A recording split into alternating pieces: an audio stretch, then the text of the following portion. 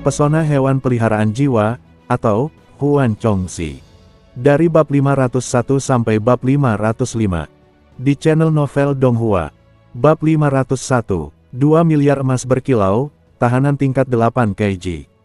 Kekuatan jiwa pelatih hewan peliharaan jiwa terbatas, dan jika seseorang tidak mampu mengatur pemanggilan hewan peliharaan jiwa dan jumlah hewan peliharaan jiwa, seseorang tidak akan dapat memanggil lebih banyak hewan peliharaan jiwa pada tahap akhir dari setengah bulan terobosan alam karena kehabisan kekuatan jiwa. Bagaimanapun, kekuatan jiwa terkuras cukup cepat, sementara kecepatan pemulihannya lambat. Selama pertarungan terus-menerus ini, akan sangat sulit untuk menemukan waktu untuk mempertahankannya secara diam-diam. Jiang Yiteng sedang memikirkan hal ini. Ini masih hari pertama, dan jika dia melakukan kontrol ganda atau 3 kali lipat hari ini, kekuatan keselamatan akan tertinggal jika dia menghadapi orang-orang terkuat dari berbagai faksi di tahap akhir setengah bulan. Di sisi lain, Cumu tidak perlu terlalu khawatir terutama karena Ye Qingxi. Ye Qingxi telah membawa cukup banyak obat, jadi selama Cumu tidak terlalu banyak bertarung, kekuatan jiwa biasanya akan selalu cukup. Selain itu, kemampuan penyembuhan dan pemulihan Ye Qingxi sangat kuat, jadi hewan peliharaan jiwa Cumu setidaknya akan dapat menggandakan kekuatan fisiknya. Dan luka-luka mereka akan ditangani dengan cepat. Hanya orang lemah yang akan menerima provokasi dari orang lemah lainnya dan melawan mereka dengan marah.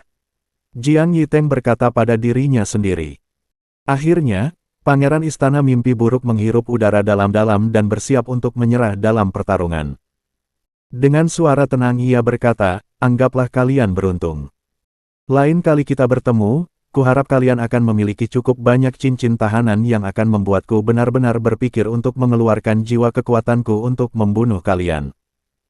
Ahli yang benar-benar pintar tidak akan berdebat hanya karena masalah kecil seperti ini, dan Jiang Yiteng merasa bahwa ia harus mengendalikan emosinya. Jika ia menghabiskan waktu dan tenaga untuk masalah kecil yang merepotkan ini, itu hanya akan mempengaruhi kemampuannya untuk melawan ahli yang sebenarnya pada tahap selanjutnya. Qin, kembalilah. Cumu meminta roh angin pengikat kembali ke sisinya. Jiang Yiteng telah meramalkan gerakan ini. Cumu juga tidak berencana untuk menunjukkan kekuatan terlalu dini. Bertemu langsung dengan Jiang Yiteng hanya akan membuatnya mundur terlebih dahulu. 50 juta adalah uang, dan Cumu selalu mengambil uang dari orang lain, tidak pernah sebaliknya.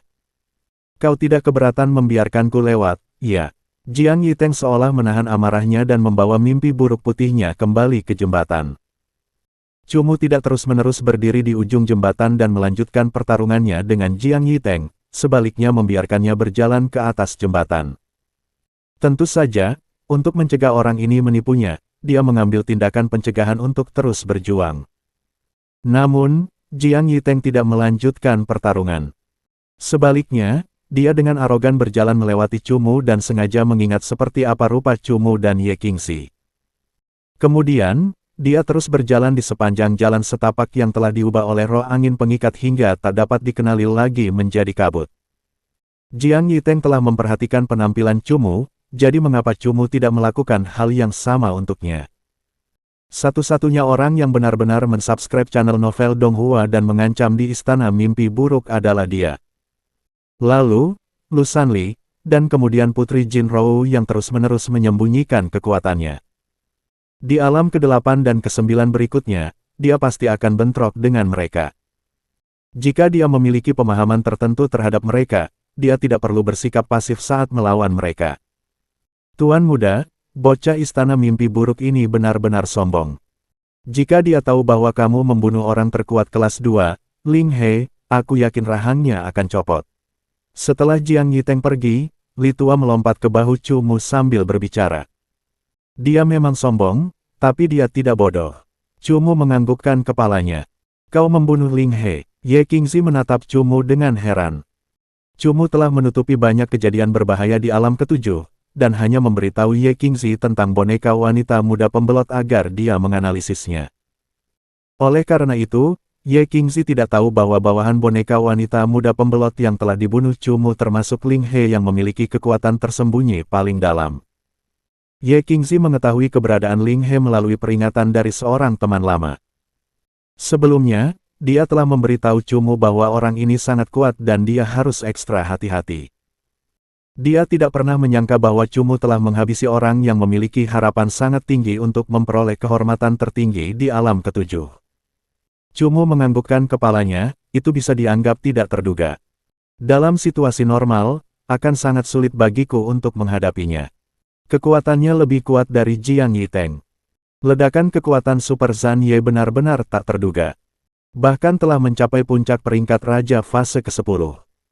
Ledakan kekuatan abnormal seperti itu tidak akan muncul lagi kecuali sesuatu yang mirip dengan kemunculan kelabang berkaki 1000 yang memungkinkan kekuatan Zhan Ye meningkat perlahan juga terjadi. Kalau tidak, itu tidak akan terjadi. Selain itu, Zhan Ye telah mampu mencapai peringkat Raja kelas puncak dari peringkat Raja kelas tinggi karena kemunculan Cumu benar-benar telah menyentuh jiwa Zhan Ye. Zhan Ye adalah senjata rahasia Cumu saat ini. Namun, dia tidak bisa menaruh harapannya pada ledakan yang tidak realistis hingga ke tingkatan Raja tingkat tinggi tahap ke-10 atau bahkan tingkatan Raja tingkat puncak. Berapa banyak rahasia yang masih kau sembunyikan, gerutu Ye Qingzi, karena dia seolah tidak bisa melihat apa yang dipikirkan Cumu. Transformasi setengah iblis Cumu telah membuatnya tercengang. Memang, saat itu, dia telah meletus dengan kekuatan bertarung yang bahkan lebih mengerikan daripada naga tersembunyi Cian tingkat kaisar dan membunuh hewan peliharaan jiwa dari para ahli yang tak terhitung jumlahnya. Saat ini, hewan peliharaan jiwa pembelot berwujud manusia milik Cumu telah muncul, dan bahkan mengganggu pertempuran alam. Ye Qingzi merasa sangat sulit mempercayai hal ini pada awalnya karena hewan peliharaan jiwa berwujud manusia benar-benar sangat langka. Aku sudah menceritakan semua yang seharusnya kuceritakan padamu. Cumu tertawa canggung. Benarkah? Setidaknya menurut apa yang kau katakan sebelumnya, kau belum menyebutkan rahasia yang diketahui putri muda istana mimpi buruk tentangmu, kata Ye Qingzi dengan suara yang agak dingin.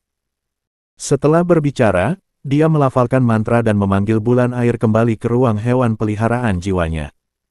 Hanya roh kayu sarang yang tetap berada di sisinya. Saat tidak bertarung, membawa hewan peliharaan jiwa tambahan akan dengan mudah mengekspos diri sendiri dan juga mengurangi kemampuan seseorang untuk bergerak.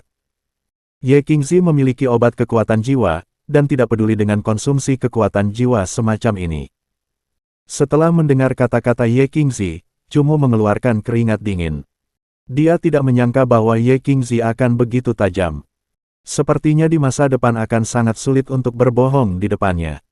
Rahasia yang diketahui Putri Jin Rou adalah tentang Mo Xie. Mutasi Mo Xie yang terus-menerus adalah sesuatu yang tidak diketahui Ye Qingzi. Bukannya Cumu tidak percaya pada Ye Qingzi, hanya saja dia merasa tidak perlu memberitahunya. Jangan gugup begitu, tidak ada yang memaksamu untuk memberitahuku. Simpan rahasiamu baik-baik dan jangan biarkan aku mengetahuinya. Jika tidak, jika aku mengungkapkannya, kau akan mengatakan betapa menakutkannya aku lagi. Senyum tipis muncul di wajah Ye Qingzi saat dia tidak melanjutkan pertanyaannya kepada Cumu. Ye Qingzi tahu bahwa Cumu bukanlah orang yang akan mengungkapkan segalanya kepada orang lain dan akan menceritakannya padanya ketika situasinya membutuhkannya. Haha, aku tidak akan melakukannya. Cumu tertawa kecil. Mereka tidak akan ketahuan olehku. Ye Qingzi berpura-pura marah seperti seorang gadis kecil. Maksudku, aku tidak akan menyebutmu menakutkan. Kau memperlakukanku dengan sangat baik. Kulit Cumu menjadi tebal saat dia semakin dekat dengan Ye Qingzi. Siapa bilang aku memperlakukanmu dengan baik? Kamu hanya banyak membantuku jadi aku harus membantumu kembali. Ye Qingzi memperhatikan Cumu sengaja mendekatinya dan suaranya semakin lembut. Akhirnya, Ye Qingzi lari tersipu malu ke samping sambil memegangi wajahnya yang memerah. Baru saja, Cumu sengaja menundukkan kepalanya, berusaha mencium bibirnya. Saat Ye Qingzi merasakan aura laki-laki yang membara, jantungnya pun berdebar kencang. Cumu menatap Ye Qingzi yang menghindarinya, dan melihat rona merah muncul di pipinya yang cantik. Dia tak dapat menahan senyum. Tampaknya waktunya belum tepat dan jika ada kesempatan, mungkin yang terbaik adalah terus memelihara perasaan. Sebenarnya, Cumu sendiri tidak tahu kapan dia mulai menyukai Ye Qingzi. Mungkin, ketika dia pertama kali bertemu dengannya dan perasaan keanggunan, kesejukan, dan kecerdasan yang diberikannya, diikuti oleh interaksi berkelanjutan antara keduanya. Perasaan kasih sayang mulai terwujud. Baru-baru ini, dia tidak merasakan perasaan tiba-tiba atau jarak di antara keduanya. Sebaliknya, yang ada hanyalah akumulasi perasaan baik yang alami. Cumu baru benar-benar menyadari bahwa Ye Qingzi telah menempati sebagian besar hatinya ketika dia melihatnya dalam keadaan rentan, meringkuk di sudut jalan barat. Pada saat itu, Cumu tidak dapat mengendalikan amarahnya dan saat itulah Cumu menyadari bahwa dia benar-benar peduli padanya. Dia tidak bisa mentolerirnya jika dia menderita dalam bentuk kesulitan atau rasa sakit apapun. Cumu, cepatlah datang. Tiba-tiba, ingatan jiwa Ye Qingzi terpancar ke dalam pikiran Cumu. Mu kembali sadar dan buru-buru berlari ke samping Ye Qingzi. Peluk aku, Ye Qingzi tiba-tiba berkata.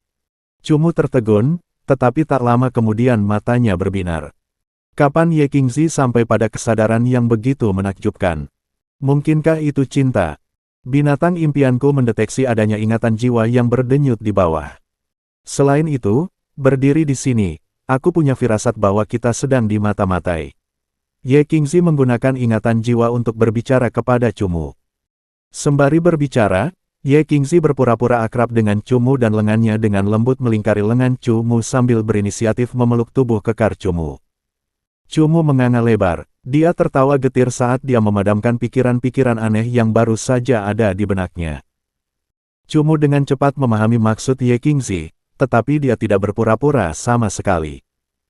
Dia dengan berani memeluk Ye Qingzi dan menikmati pelukan lembut dan indah dari wanita cantik ini sambil melepaskan ingatan jiwanya untuk menyelidiki situasi di bawah ujung jembatan. Cumu tidak merasakan apapun saat pertama kali menyelidikinya, tetapi berdasarkan pengalamannya. Dia menyimpulkan bahwa aliran udara yang kacau di bawah tebing gunung bisa jadi merupakan tanda bahwa seseorang bersembunyi di sana. Cumu secara khusus memfokuskan ingatan jiwanya pada titik itu dan memang menemukan aura yang lemah. Terlebih lagi, aura ini agak familiar. Ada apa? Ye Qingzi mendekat ke telinga Cumu dan aroma harum tercium dari bibir merah mudanya. Dia adalah pemimpin dari kelompok 4 tahanan sebelumnya, Keiji, kata Cumu lembut. Ketika dia berada di bawah kolam mendengarkan keempat orang itu berbicara, mereka telah mengungkapkan bahwa Keiji adalah tahanan tingkat 8. Mereka benar-benar punya perasaan. Mereka bahkan tidak bisa menahan diri untuk bersikap begitu intim di tempat seperti itu. Benar-benar sekelompok anak muda yang gegabah. Bocah istana mimpi buruk itu mungkin tidak ingin menyerangmu, tapi aku tidak keberatan. Mata Keiji, yang bersembunyi di bawah, berubah menjadi ganas. Hewan peliharaan jiwa Keiji tengah merangkak ke atas dengan tenang dalam upaya melancarkan serangan diam-diam ke Cumu dan Ye Qingzi. Sedangkan Cumu dan Ye Qingzi yang berpelukan, mereka tidak terbius oleh perasaan mereka. Mata mereka bersinar dengan cahaya yang cerdas saat mereka diam-diam menunggu 200 juta emas untuk memakan umpan.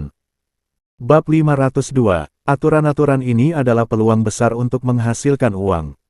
Hewan peliharaan jiwa Keiji yang melancarkan serangan tersembunyi adalah Shadow Raccoon, pangkat Komandan Puncak fase ke-10. Komandan Puncak memiliki kekuatan gelap dan dapat bersembunyi dalam bayang-bayang. Oleh karena itu, ketika Shadow Raccoon merangkak naik ke dinding berbatu, mustahil untuk melihatnya. Shadow Raccoon perlahan mendekat dan, tak lama kemudian, jaraknya kurang dari 30 meter dari Cumu dan Ye Qingzi. Pada jarak ini, jika musuh tidak memiliki pertahanan dan diserang, pelatih Soul Pet akan langsung terbunuh.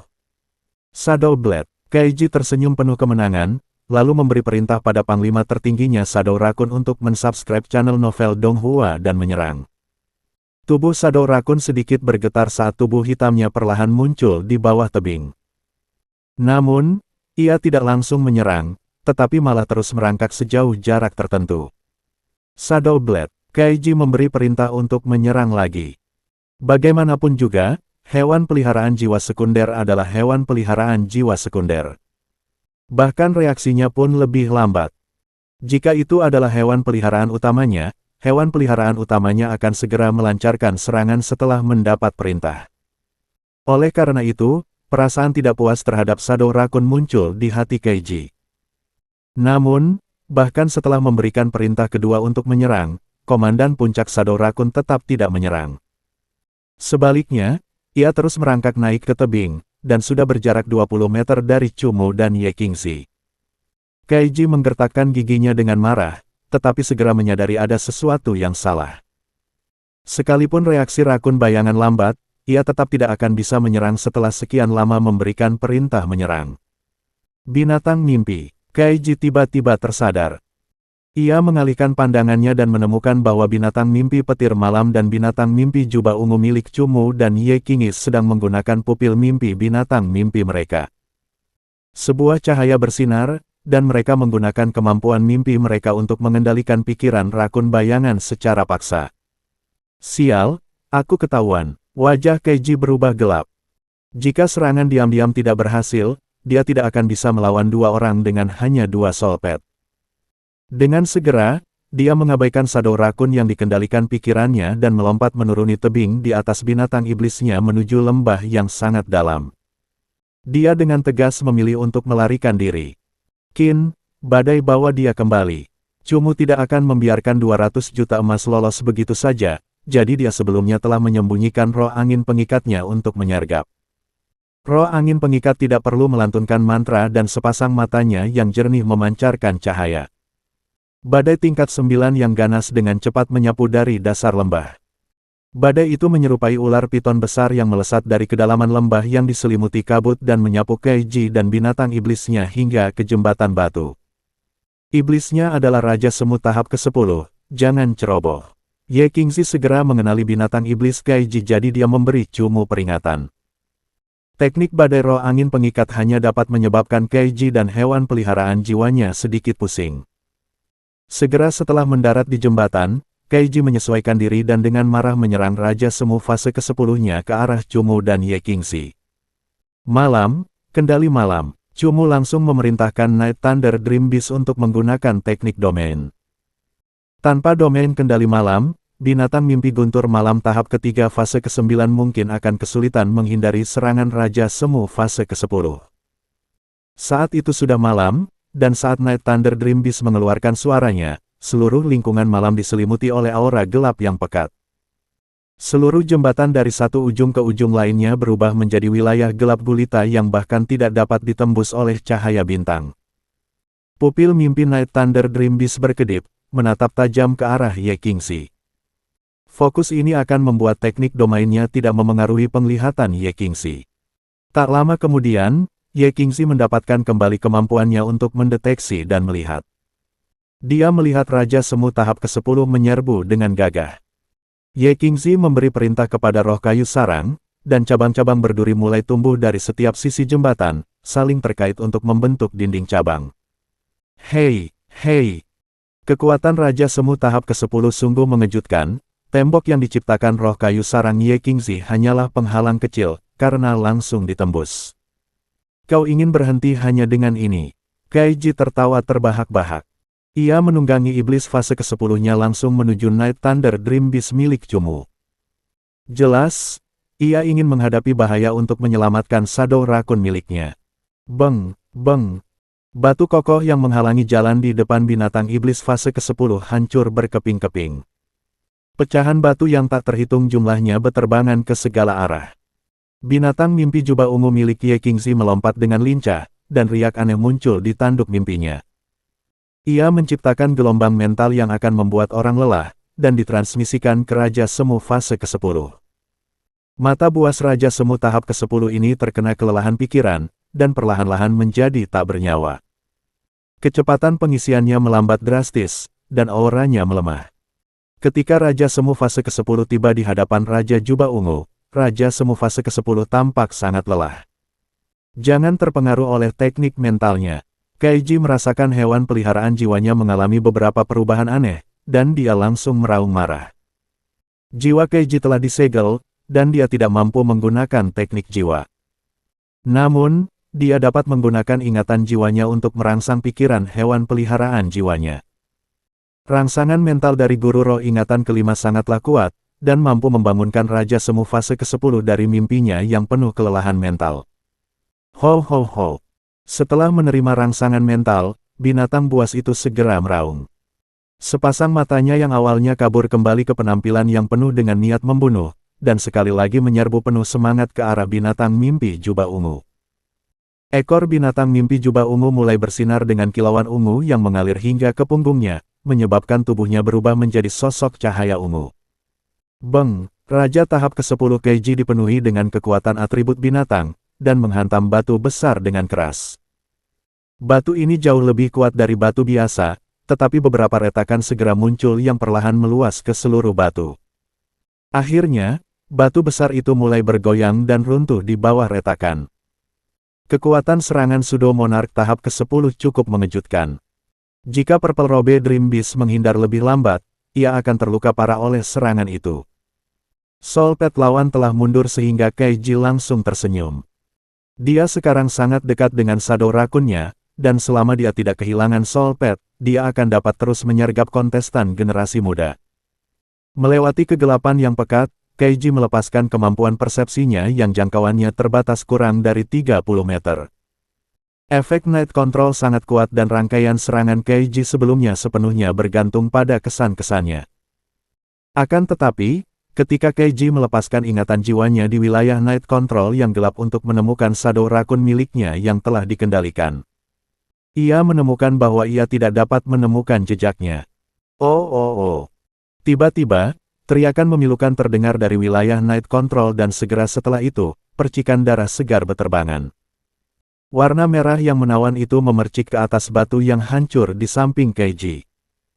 Keiji mengeluarkan ekspresi terkejut dan segera setelahnya, serangan balik yang kuat dari gangguan mental menghantam jiwanya. Wajah Keiji langsung pucat. Urat-uratnya mulai menonjol, dan dia tampak kesakitan luar biasa. Luka jiwa ini jelas berasal dari Shadow Raccoon miliknya. Ketika Chumu menyuruh Night Thunder Dream Beast menggunakan Night Control untuk menutupi penglihatan dan kemampuan persepsi Keiji, dia mendekat ke Shadow Panther yang dikendalikan pikirannya dan dengan mudah membunuhnya. Saat jiwa seorang pelatih hewan peliharaan terluka adalah saat dia berada dalam kondisi terlemahnya. Chumu memanfaatkan kesempatan ini dan memerintahkan roh angin pengikat untuk melancarkan serangan saat dia membunuh rakun bayangan. Roh angin pengikat tidak menggunakan serangan apapun dalam 2 detik terakhir karena kali ini ia menggunakan waktu untuk melantunkan teknik tipe angin. Huhuhuhu. Aliran angin yang terkendali mulai mendorong kabut di lembah yang mulai melayang tidak teratur. Kekuatan angin yang kacau itu, pada awal tekniknya, hanya bisa menggerakkan kerikil. Namun, lambat laun berubah menjadi cakar hitam yang meninggalkan bekas luka dalam pada batu-batu yang sangat kuat. Suara angin berubah menjadi siulan yang menusuk telinga Keiji. Lokasi Keiji berada tidak memiliki tempat untuk bersembunyi. Raja Semu fase ke-10-nya berlari untuk mencoba lari ke area dengan tekanan yang lebih rendah. Rantai kayu alami. Roh kayu sarang milik Ye Qingzi tidak hanya ada di sana sebagai hiasan. Raja Semu tahap ke-10 baru saja mulai bergerak ketika cabang-cabang besar seperti rantai mulai melilit keempat anggota tubuh binatang iblis itu, menguncinya dengan kuat ke tanah. Ekspresi ketakutan akhirnya muncul di wajah pucat Keiji. Ia membuka matanya lebar-lebar dan menatap angin kencang di tengah kabut yang menyerupai hantu besar. Tubuhnya tak kuasa menahan gemetar ketakutan. Angin kacau yang berubah menjadi ilusi hantu itu mengulurkan lengannya yang panjang. Lengan kiri dan kanannya saling bersilangan dan menyapu keluar dengan 2 bilah hantu angin kacau yang panjangnya hampir 100 meter. Dao, Si.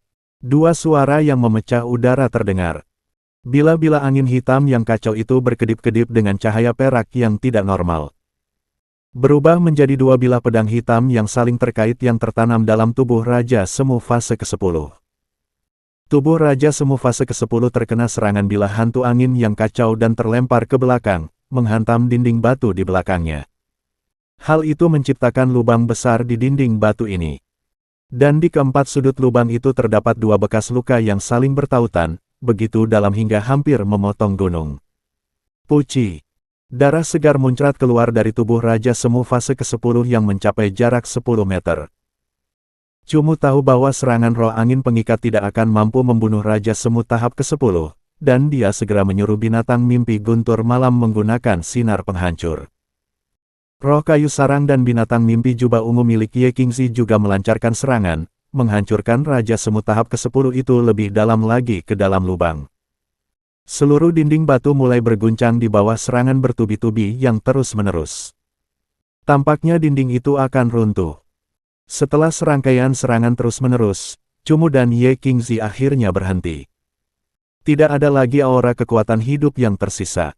Kita akan segera mendapatkan 200 juta. Senyum mengembang di wajah Cumu dan dia menatap lubang dinding batu yang hancur. Lihatlah dirimu, ya, kau tampak seperti akan menyelamatkan sejumlah besar uang di alam ke-8 ini, kata Ye Qingzi. Memperkuat roh angin pengikat membutuhkan sejumlah besar uang. Selain roh angin pengikat, hewan peliharaan jiwa lainnya juga membutuhkan sejumlah besar uang untuk diperkuat. Cumu benar-benar harus memanfaatkan aturan kali ini untuk menghasilkan cukup uang guna menutupi pengeluaran besar ini. Aturan-aturan ini adalah peluang besar untuk menghasilkan uang. Cumu mulai tertawa. Bab 503, Tahanan tingkat ke-9, Duan Xinze. Cumu berjalan ke arah dinding batu yang berserakan. Dari antara batu-batu yang hancur, dia menemukan cincin tahanan tingkat 8 dan menyimpannya dengan hati-hati. Jika Cumu ingin memperkuat binding Wind Spirit menjadi raja kelas atas, ia membutuhkan banyak emas. Sebuah item jiwa senilai 1 miliar sudah cukup untuk memberi binding Wind Spirit kesempatan menjadi raja kelas atas. Namun, daripada menggunakan 1 miliar untuk membeli sesuatu yang bisa gagal memperkuat binding Wind Spirit, Cumu lebih suka langsung membayar harga yang lebih tinggi untuk tingkat keberhasilan yang lebih tinggi, menambahkan raja kelas atas lainnya ke dalam formasi hewan peliharaan jiwanya. Jadi, di alam ke-8 ini, Cumu harus mengumpulkan cincin tahanan dalam jumlah besar agar berkesempatan memasuki alam ke-9 dengan hewan peliharaan jiwa kuat lainnya. Ayo pergi, kata Cumu pada Ye Qingzi. Qingzi mengangguk dan melompat ke punggung binatang mimpi berjubah ungu untuk mengikuti Cumu. Melihat bayangan Cumu saat berjalan di depan, Ye Qingzi mengerutkan bibirnya dan berpikir pelan sejenak sebelum matanya diliputi oleh warna khusus.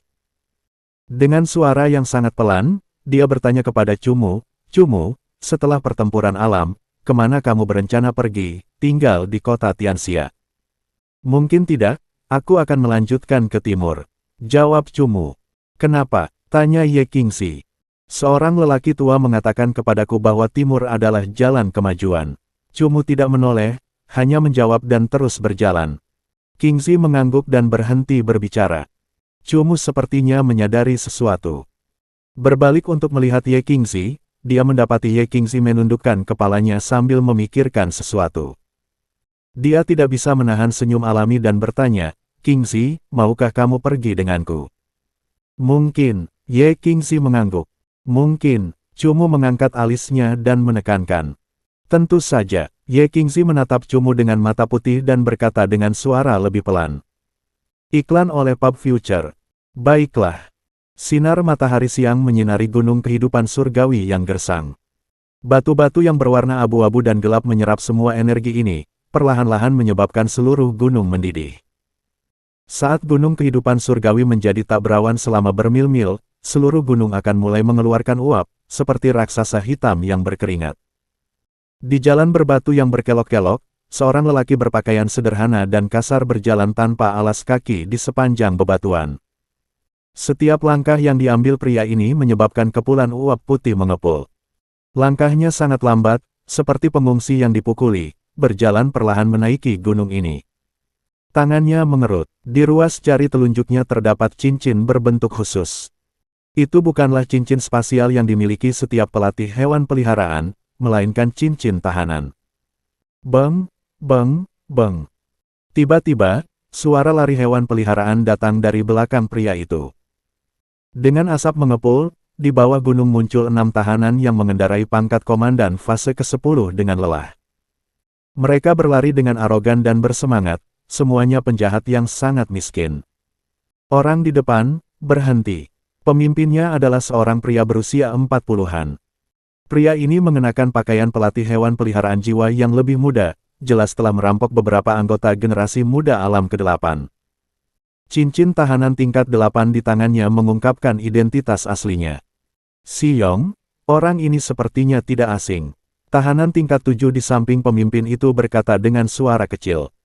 Penjara labirin itu besarnya cuma segitu, berapa banyak tahanan yang tidak kita kenal.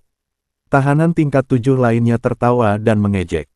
Tidak peduli siapa dia, jika dia tidak masuk, dia akan mati. Kata pemimpin tahanan yang disebut Siyong. Setelah berbicara, pemimpin Siyong memperhatikan bahwa tahanan itu terus saja memanjat, sama sekali tidak menghiraukan keberadaan kelompoknya. Berani mengabaikanku, Siyong. Kau benar-benar sudah cukup hidup. Pemimpin tahanan Siyong menunjukkan sedikit kemarahan dan langsung menunggangi hewan peliharaan jiwanya menuju tahanan yang sendirian itu. Ingin menghancurkannya. Beng, beng, beng. Siyong mengendarai komandan binatang berlapis baja sepanjang 5 meter. Serbuan binatang ini menyebabkan seluruh jalan pegunungan berguncang. Jika ia menabrak manusia, orang itu pasti akan hancur berkeping-keping. Mati saja, ekspresi Siyong menjadi kejam. Ketika hanya berjarak 20 meter dari tahanan yang sendirian, dia bahkan langsung memberitahu komandan binatang berbaju besi untuk mengeluarkan jurus. Namun, tahanan yang sendirian itu akhirnya menyadari bahwa ada serangan di belakangnya. Tiba-tiba dia menghentikan langkahnya. Dia melangkah dengan tenang dengan kaki yang melepuh, dan tiba-tiba melepaskan kilatan seperti binatang dari pupil segitiga kuningnya yang tidak normal. Menatap dingin ke arah komandan tingkat atas Armored Beast. Ingatan jiwanya yang kuat langsung membentuk energi dingin yang keluar dari mata tahanan itu, memasuki dunia mental binatang berlapis baja. Tubuh binatang berlapis baja itu bergetar dan tubuhnya yang besar sepanjang 5 meter itu tiba-tiba berhenti. Matanya yang tadinya ganas tiba-tiba melotot karena takut. Pada saat yang sama, tahanan tingkat 8 Siyong juga merasakan tatapan mengerikan ini, menyebabkan seluruh tubuhnya menjadi kaku. Kau. Sebelumnya dia tampak menakutkan, tapi ekspresinya berubah sangat aneh saat keringat mengalir deras dari dahinya, membuatnya menggigil. Duan Xinze, kau Duan Xinze. Akhirnya, pemimpin tahanan Siyong mengenali tahanan yang menakutkan itu. Siyong adalah tahanan tingkat 8, jadi dia adalah pemimpin sekelompok tahanan tingkat 7, yang bertindak mendominasi. Namun, di depannya ada Duan Xinze, seorang tahanan tingkat 9. Tahanan tingkat 9 ini, yang membuat orang menggigil ketakutan, bukanlah sesuatu yang bisa ditangani oleh seorang master jiwa normal berusia 40 tahun seperti Siyong. Ketika tahanan itu berbalik, kelima tahanan tingkat ke-7 lainnya semuanya menjadi pucat, sambil menatap takut ke arah tahanan terkenal dari penjara Maze ini. Jangan khawatir, aku hanya punya satu hewan peliharaan jiwa. Duan Xinze menunjukkan senyum yang sangat jelek. Duan Xinze dan saudaranya Duan Xinhe sama saja, memiliki wajah yang menjijikkan namun menakutkan. Ketika dia tertawa, itu bahkan lebih mengerikan. Siyong memiliki kesadaran diri. Bahkan jika Duan Xinze hanya memiliki satu jiwa, dia pasti bisa menghadapi kelompoknya. Itu karena satu-satunya hewan peliharaan yang tersisa adalah monster serangga rakus pemakan manusia. Duan, saudara Duan, kita saat ini berada dalam situasi yang sama, jadi. Siyong melompat dari komandan binatang berlapis baja dengan bingung. Apa yang baru saja kau katakan, sesuatu tentang bergabung atau mati? Tatapan Duan Xinze pada Siyong menjadi lebih main-main. Tidak, kami akan masuk ke timmu, kami akan mendengarkan semua perintahmu, kata Siyong dengan suara rendah. Saudara Siyong, pada titik ini, ingatan jiwa dari seorang tahanan tingkat 7 tersampaikan ke telinga Siyong. Saudara Siyong, kudengar Duan Xinze telah membunuh atau menyegel semua monster serangga rakusnya di atas tingkat raja. Dia paling banyak dapat memanggil monster serangga rakus tingkat komandan tingkat atas fase ke-10. Kau tidak perlu takut padanya. Kau yakin? Siyong cepat bertanya menggunakan ingatan jiwa. Sangat yakin. Coba pikir, jika kekuatannya tidak dibatasi, bagaimana Battle of the Realm bisa membiarkannya masuk ke alam ke-8 tingkat kedua? Bukankah itu sama saja dengan menghukum mati semua generasi muda tingkat kedua? Kata tahanan tingkat ke-7. Duan Xinze dan saudaranya juga sama. Di puncak kejayaan mereka dapat menyamai kekuatan banyak gelar tingkat ke-10 dari faksi besar. Namun, dengan semua hewan peliharaan jiwa mereka yang kuat terbunuh, Duan Xinze tidak memiliki banyak monster serangga rakus yang kuat yang tersisa. Kenapa kau tidak mengatakannya lebih awal? Tidak ada di antara kita yang bisa menggunakan teknik jiwa, jadi tidak masalah seberapa tinggi ingatannya. Kalau begitu, bunuh saja dia. Si Yong tiba-tiba bangkit. Ini adalah kesempatan yang sempurna untuk membunuh Duan Xinze. Begitu orang ini mati, setelah hukumannya dikurangi, dia tidak perlu takut lagi pada kehebatan orang ini. Jadi kau sudah menjadi sampah, haha. Si Yong mulai tertawa terbahak-bahak.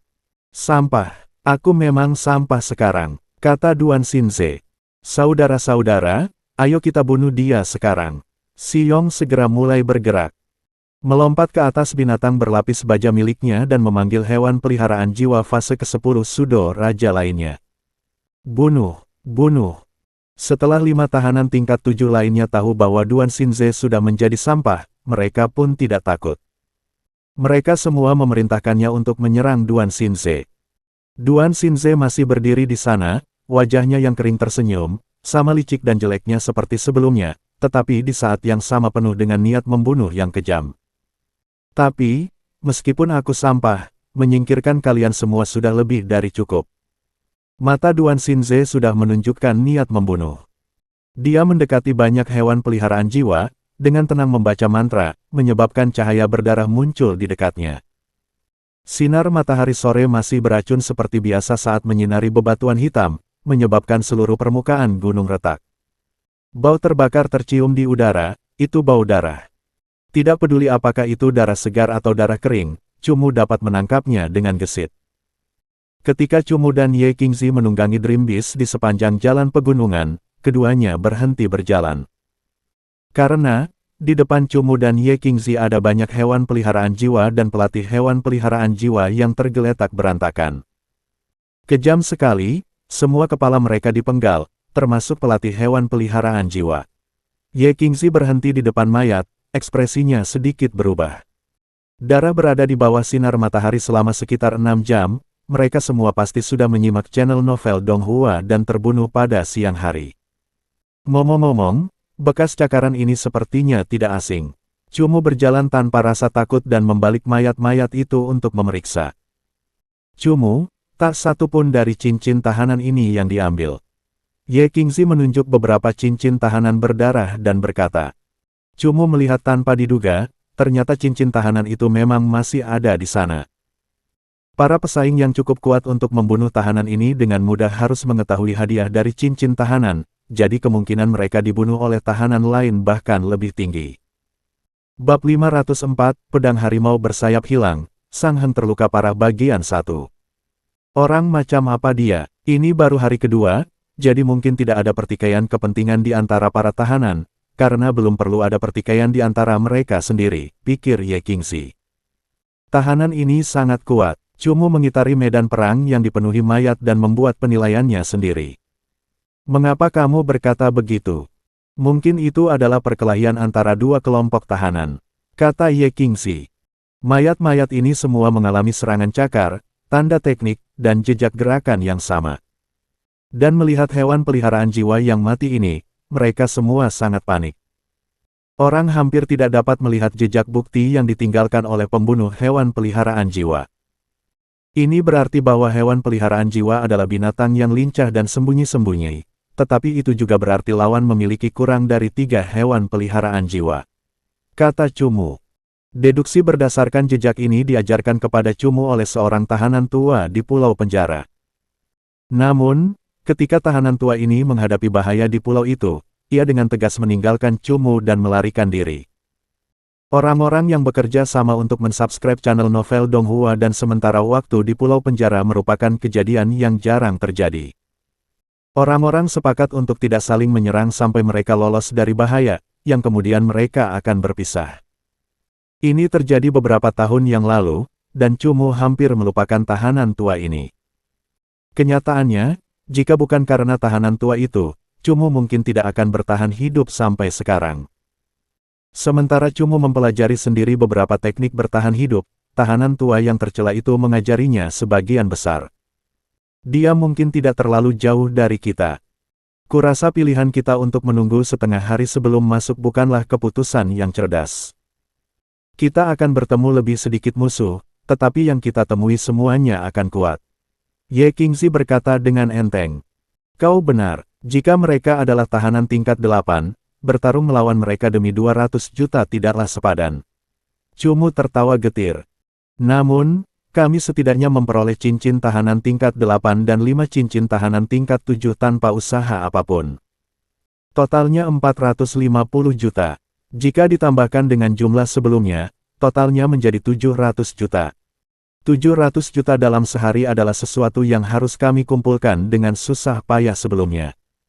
Cumu juga melompat ke punggung Night Thunder Dream Beast. Sambil memegang 6 cincin tahanan berlumuran darah, dia tertawa terbahak-bahak. Melihat Cumu tertawa begitu riang, Ye Qingzi menggelengkan kepalanya tak berdaya. Siapa lagi yang bisa berdiri di samping tumpukan mayat dan tertawa sebahagia ini? Cumu secara alami terbiasa dengan semua pembunuhan. Seperti kata pepatah, risiko tinggi, imbalan tinggi. Tidak heran begitu banyak orang datang untuk pertempuran alam.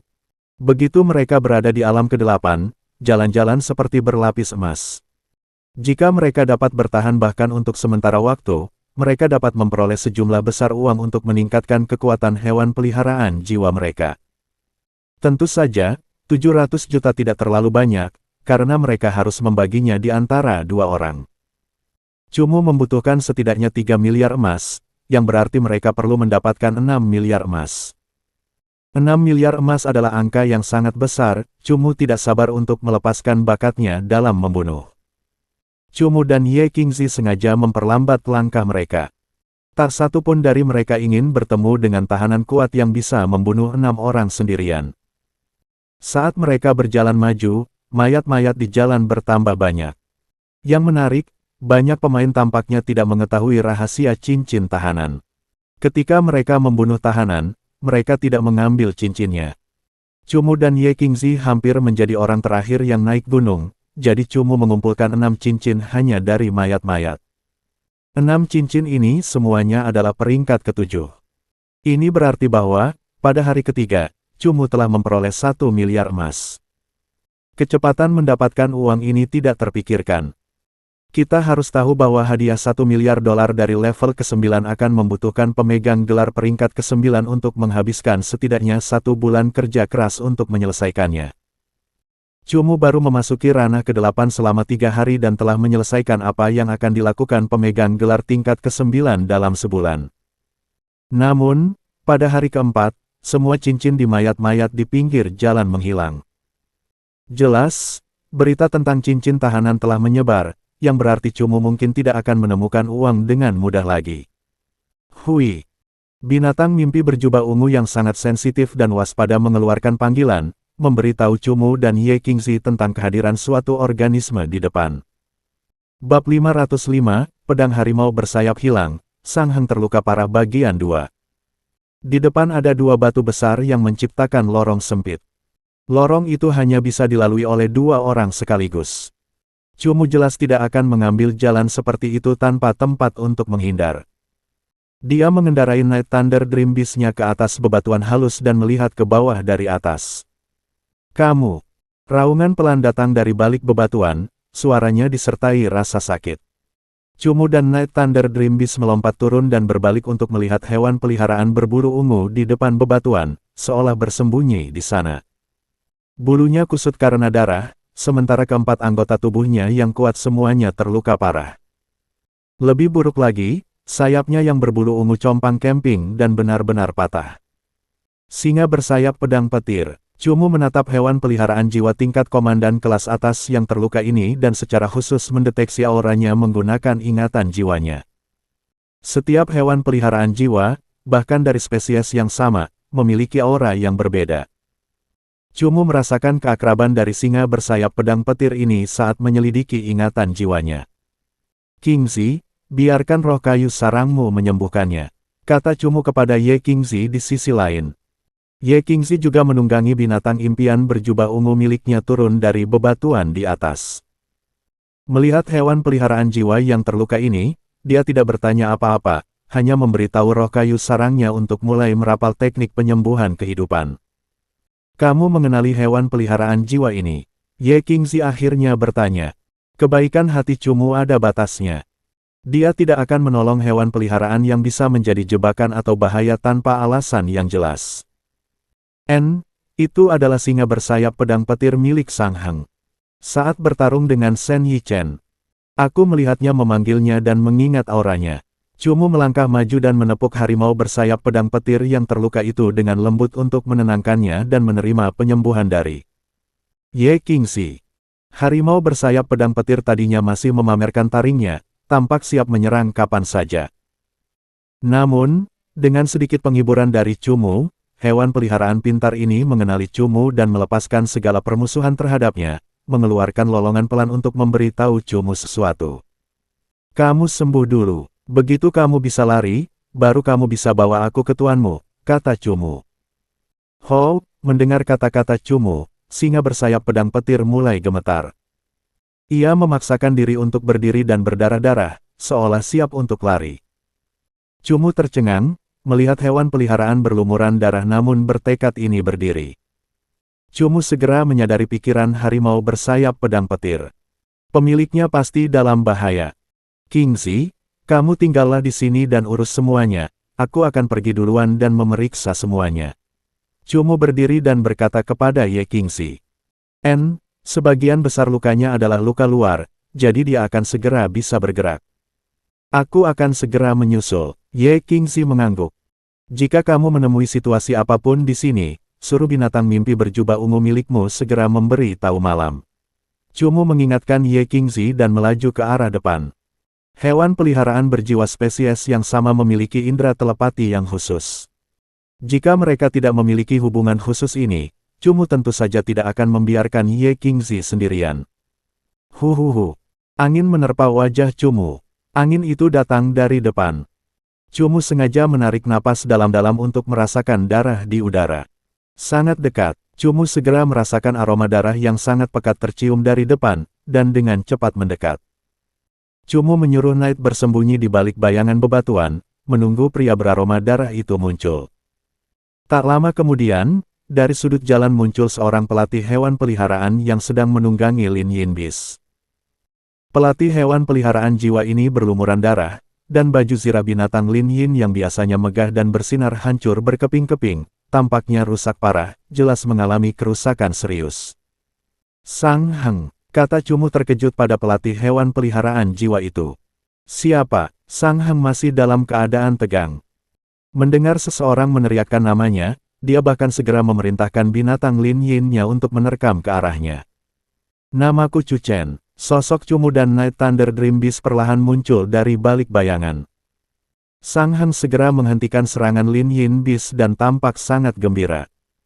Namun, kebahagiaan ini tidak berlangsung lama. Dia menoleh ke belakang dan berkata dengan panik, cepat pergi, sangat berbahaya di sini. Ikuti aku, kata Cumu sambil mengendarai Thunder Dream Beast malamnya di depan Sang Heng. Sang Heng tidak memaksa, langsung menunggangi Lin Yin Beast yang terluka di belakang Night Thunder Dream Beast. Dengan sangat cepat, Cumu membawa Sang Heng kembali ke tempat penyembuhan harimau bersayap pedang guntur, di mana Ye Qingxi telah memperbaiki semua masalah pada kakinya. Harimau bersayap pedang guntur merasakan pemiliknya mendekat, luka-lukanya menutup dan mengeras, jadi ia melangkah maju dan mendekati lokasi Sang Heng. Melihat harimau bersayap pedang petir di tikungan, matanya yang lelah dan penuh pertempuran langsung basah. Dia dengan cepat melompat dari binatang Lin Yin dan memeluk kepala harimau bersayap pedang petir dengan gembira. Apa yang terjadi? Tanya Cumu. Kekuatan Sang Heng adalah sesuatu yang dilihat oleh Cumu. Dia setidaknya memiliki 3 tingkatan raja kelas menengah tahap ke-9 sekarang, jadi tidak ada alasan untuk bersikap menyedihkan seperti ini. Chu Chen, kita harus pergi dari sini. Sekelompok tahanan mengejarku, aku minta maaf karena menyeretmu ke dalam masalah ini juga. Kata Sang Heng. Berapa banyak orang yang mereka miliki? Tanya Cumu. Mereka berlima, semuanya peringkat ke-7. Aku tidak punya banyak kekuatan tempur lagi, dan kalian berdua hampir tidak bisa melawan orang sebanyak itu. Sang Heng berkata dengan cemas. Itu 250 juta emas. Qingxi, bersiaplah untuk pertempuran. Cumu tersenyum. Orang gila ini secara langsung mengubah jumlah tahanan menjadi emas. Dan, cerita pun bersambung.